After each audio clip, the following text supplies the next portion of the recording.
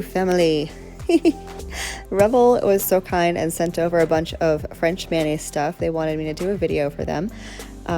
So they did provide all these products here for me, and I will list everything in the description box, as well as a link for a discount for Revel products. It's not an affiliate link per se, but if you use my link, I will get some Revel points, and I would really appreciate that. Thank you.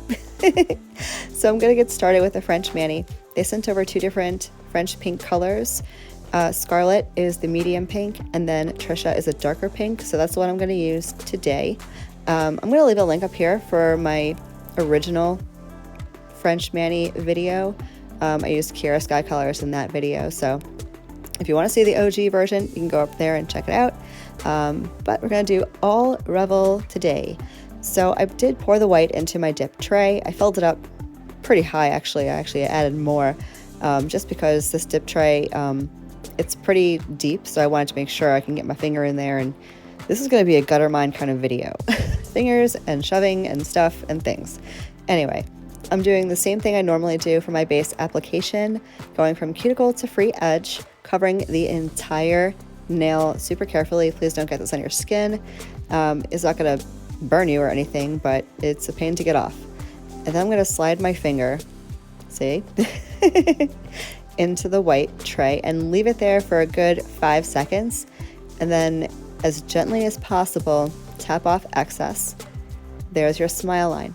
Now, to keep that smile line as crisp and clean as possible, I like to pour over my pink powder, just because I feel like if you're dipping into a powder with your French tip, some of that white powder may come up over your smile line, and that's not gonna look like the French tip. I mean, it's gonna not be as, cut and crisp and clean as you may want it. So I'm a fan of the pour over for the French mani technique. So all I have to do is brush off excess, and that's coat number 1. We're gonna do it again. Same exact way. So I'm gonna go again with my base from cuticle all the way to the free edge. Again, try not to get this on your skin. Also, try not to touch your cuticle with it, because that can be a pain when it comes to, filing later on. And then I'm gonna dip back into the white. I'm going back into the white, and I'm going to line up the smile line exactly the same way as I did the first time. And that's going to create the sharpest smile line possible with dip powder. I've tried this many different ways. I've dipped into jars, I've used different dip trays, and that seems to be a constant. It's just lining up your smile line exactly the way you did the first time and going really, really slowly. This did take, for me, it didn't take very long because I've done this 1,000,002 times, but I definitely practiced a lot with this, with different techniques and different angles, and you can completely customize this to how you prefer your smile line. If you like a more straight across, less curved smile line, you can go straight in, up and down. See what I'm talking about? Gutter mine. Or if you like a more curved smile line, you can put your finger in a little bit more straight, like pointing in front of you, as opposed to pointing down, and that'll give you a more dramatic curve to your smile line. I suppose I'm somewhere in the middle. I like a little bit of a curve. I don't like it totally straight across, but I don't like it super deep either, so that's why I did it this way. And I'm gonna move on to nail number 2. I'm waiting to clear cap everything, and we'll talk about that in a little bit, but since I'm not using any glitters or anything, I could just move on from nail to nail like I normally would in any of my applications. So I'm going to let you guys sit and watch for just a bit, but I will be right back.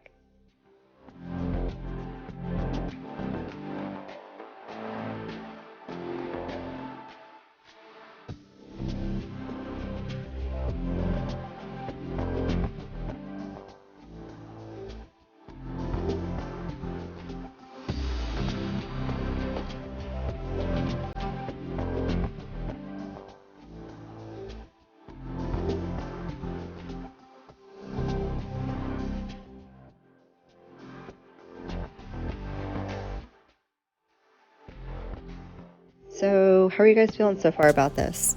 Let me know if you've tried it. Let me know down below. And let me know, if you try this after you watch this, definitely tag me on Instagram or DM me on Instagram and show me. I'd be so happy to see y'all's manis with the French mani.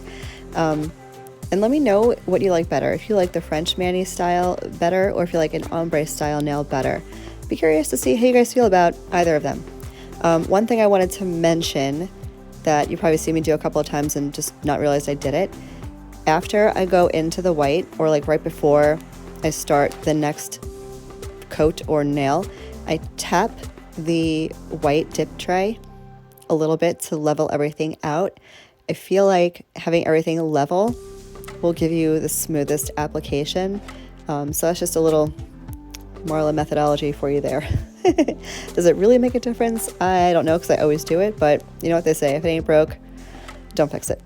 While I'm here, yapping your ears off per usual, if you are new to my channel, hi there, hello, thanks for joining me today. I am Marlakris, and I do all sorts of crazy nail shenanigans. This is one of the more tame manis that I'm doing, but I love a classic French, and you do too, which is why you're here. You should definitely consider subscribing if you like nail stuff, especially if you are new to the DIY nail world. I would love to have you as part of our mani fam. And if you like this video, give me a thumbs up. That way I know that you liked it, and I will continue making content like this for you guys. I'm going to press on for just a bit with my application, and I will be right back.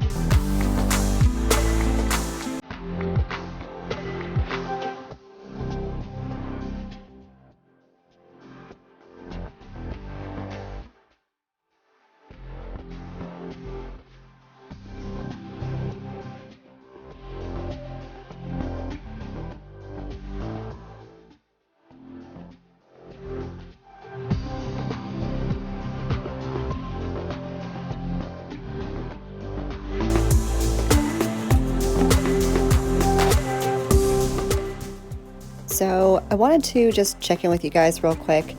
Right now, as you're watching this, it is now May, and I'm just wondering how things are going for you guys with, you know, everything that's been going on. I always want to make sure you guys are okay and good, and wanted to see if you were getting back into, you know, being human again. I am starting my summer classes next week, which is crazy. I'm pretty excited, but also the break was just not long enough, as usually is the case. But yeah, definitely let me know how you guys are doing, what y'all are up to, any crazy quarantine activities that you've been doing. I have still been doing my same old thing. I do nails all the time. I've actually dropped down to doing nails every other day, so there's progress there. Yeah, nails. We go for bike rides when it's not raining. It's been a little wet here for the last couple of days. So as I'm doing this voiceover, at least I'm pre-recording, so I'm a little bit behind you guys right now. But yeah, nails, bike rides, and a heck of a lot of eating is pretty much all I've got going on for now. So let me know. I just want to make sure you guys are good. Anyways, I wanted to keep you guys updated, you know, for like my calendar and stuff. I have a couple of reviews that I have coming up next week. Some of it's going to be some of your least favorite nail products, which I am enlisting the help of my dear sweet husband for. So I've definitely got that on deck for you. If there's ever anything that you guys want to see, and most of you guys are so good about this, you have no qualms DMing me or emailing me and say, hey, you need to do this. And I'm like, heck yeah, I got you. But if there is anything you guys want to see, definitely drop me a comment, or you can hit me up on Instagram, or you can email me. Everything will be in the description box, every way you can contact me. Or if you want me to try your products, if you have something that you think I might like, ship them over to my P.O. box. I'd be happy to try them out for you. So I'm going to just finish up my application here on my Thumbkin. I'm going to cap and clear, and I'll explain that to you in just a bit.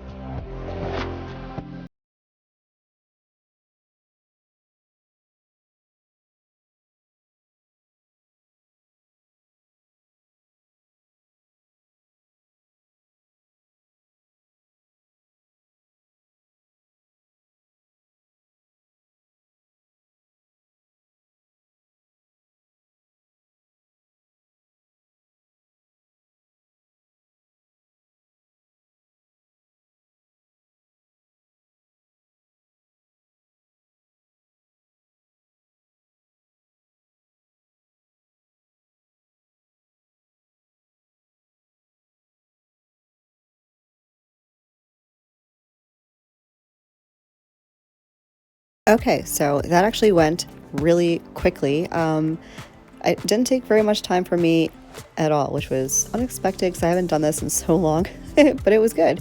So now I'm going to cap and clear. I'm going to tell you why. You may have heard me say this in one of the Ombre videos I just did. I'll leave a link for that up here for you guys. You don't necessarily need to cap and clear over every dip mani you do, but I would absolutely tell you this is one of those manis where you really should. And that's because if you go to file and buff your nails after you've, finished your mani, you've got a pretty good chance of filing off or buffing off something in that like French line. And I mean, if you get it so perfect and it took you a while to do because you haven't done it before, the last thing you want to do is file it off and then have to either live with a ick mani for a little bit or soak it all off and do it again. So definitely cap and clear your French manis. Any type of nail art stuff that you're going to do, be it the French mani or an ombre or glitters, anything like that, I would highly, highly advise capping and clear. I've used a lot of clear. Revel's clear is not bad at all. Usually I'll use Mia Secret clear acrylic, and it's not technically dip powder. Dip powder is acrylic, for you guys that may not know. The difference between acrylic and dip powder primarily is that dip powder is more finely milled than acrylic is, and sometimes companies claim to have added vitamins and stuff in dip powder. If that's true, I don't know, but that's what they say. That's really the only difference between dip powder and acrylic. So if you want to use clear acrylic, girl, go for it.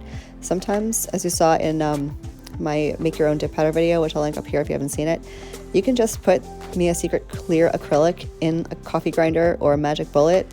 Don't use it again for food. Or I wouldn't, at least. But you can do that, grind it up super fine, and boom, you've got dip powder. So I went ahead and activated. I always do 2 coats of activator just to be on the safe side. I let it cure for a good 5 minutes. And now I'm going to go in with the file. I will leave a link up here to a detailed filing video, or I'll leave it in the description box if I can't fit it in the cards. I'm not going to e-file this on camera. I wanted to actually show you that you can use a hand file for all this stuff. You don't need to use an e-file. I'm partial to an e-file just because I feel like it saves a chunk of time for me, and I just like the results better. But you do not need an e-file to do dip powder nails, and I'm gonna show you how I do that. So stick around and I'll be right back.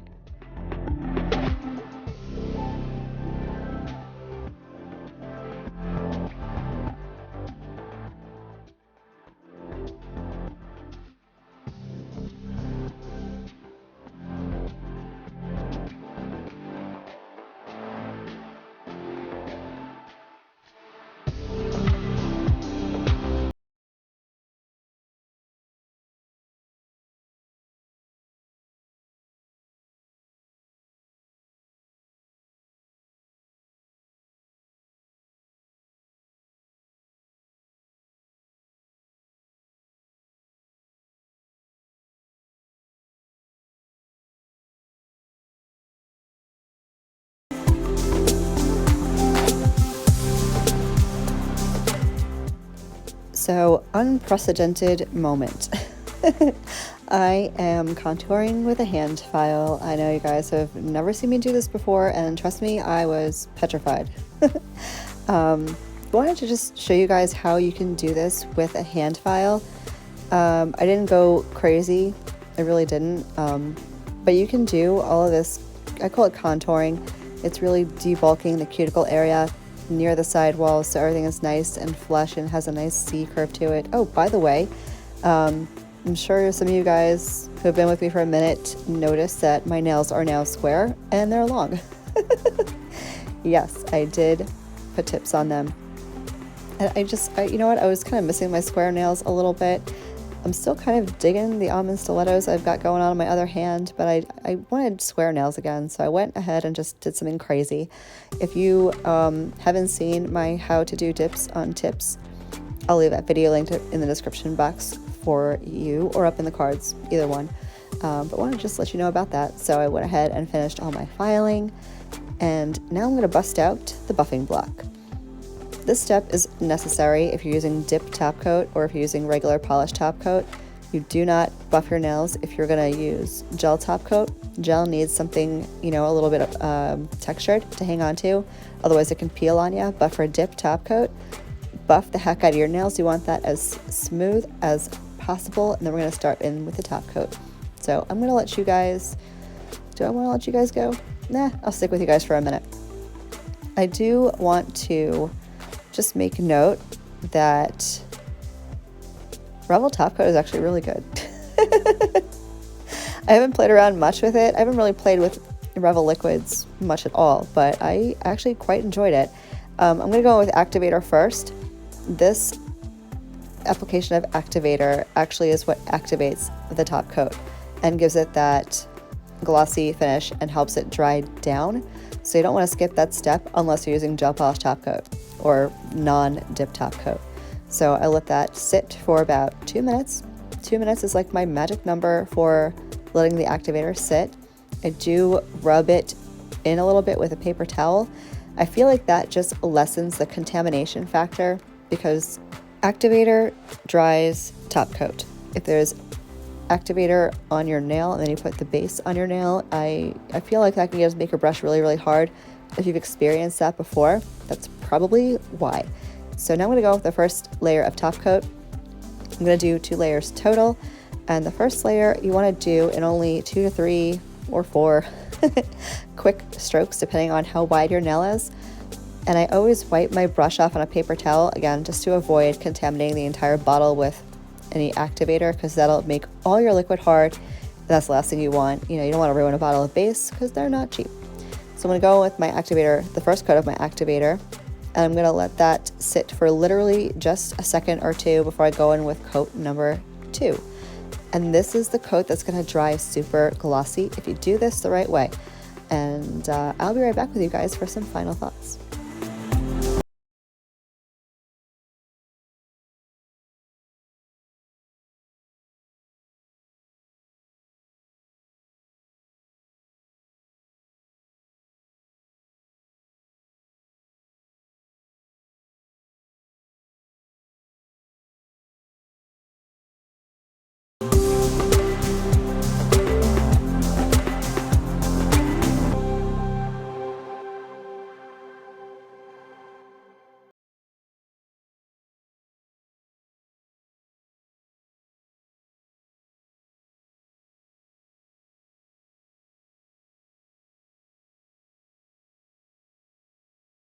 So here's the finished mani. Top coat is all dry.